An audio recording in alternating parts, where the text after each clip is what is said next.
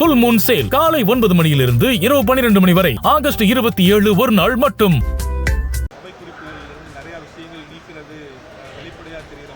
சட்டமன்ற பதிவேட்டிலே இருக்கக்கூடாது என்பதுதான் மரபு.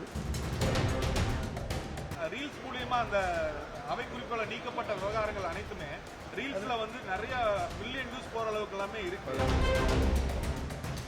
இந்த சட்டசபையில வந்து அதிக அளவுல அவை குறிப்புகளில் இருந்து நிறைய விஷயங்கள் நீக்கிறது வெளிப்படையா தெரிகிற மாதிரி இருக்கு. எப்போதுமே இது போன்ற நிலைகள் தொடர்ந்து நடைபெற்றிருக்கிறது என்பது நான் அறிவேன். பல நாட்களாகவே முழுமையாக கூட ரத்து செய்ய அங்கே நீக்கப்பட்டிருக்கிறது. ஆனால் இன்றைய நிலை பார்க்கின்ற போது சட்டமன்றத்திலே பேசியதற்கு பிறகு நாம் நீக்கப்படுகிறது. அது நேரடியாக ஒளிபரப்பு செய்யப்படுகிற காரணத்திலையும் மக்கள் பார்த்து விடுகிறார். ஆனால் சட்டமன்ற பதிவேட்டிலே இருக்கக்கூடாது என்பதுதான் மரபு. இந்த மரபின் அடிப்படையில் சட்டப்பேரவைத் தலைவர்கள் அவரை இன்றைக்கு வரையிலும் எல்லோரும் பாராட்டுகின்ற அளவுக்கு அவருடைய நடவடிக்கை மேற்கொண்டு வருகிறார். நம்முடைய தமிழக முதலமைச்சரை பொறுத்தவரும் சிறந்த ஆட்சியை தமிழகத்திலே தர வேண்டும், நேர்மையான ஆட்சியை தர வேண்டும் என்பதிலே தெளிவாக இருக்கிறார். மூலமா வெளியே வந்துருது, அது வந்து அப்படி போடக்கூடாதுன்னு சபாநாயகரும் சொல்லியிருக்கிறாரு. பட் அதை ரீல்ஸ் மூலியமா அந்த அவை குறிப்புல நீக்கப்பட்ட விவகாரங்கள் அனைத்துமே ரீல்ஸ்ல வந்து நிறைய மில்லியன் வியூஸ் போற அளவுக்கு எல்லாமே இருக்கு.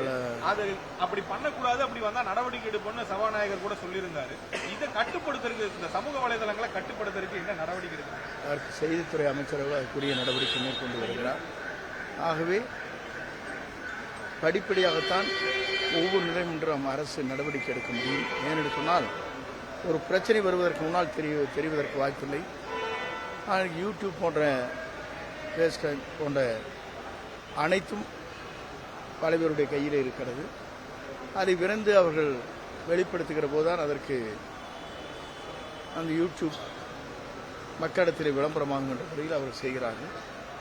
அதை எப்படி முறைப்படுத்துவது என்பதை நம்முடைய சட்டப்பேரவைத் தலைவர் அவர்கள் செய்தித்துறையோடு கலந்து அதை முறைப்படுத்துவார். புல் மூன் சேல் காலை 9 மணியிலிருந்து இரவு 12 மணி வரை ஆகஸ்ட் 27 ஒரு நாள் மட்டும்.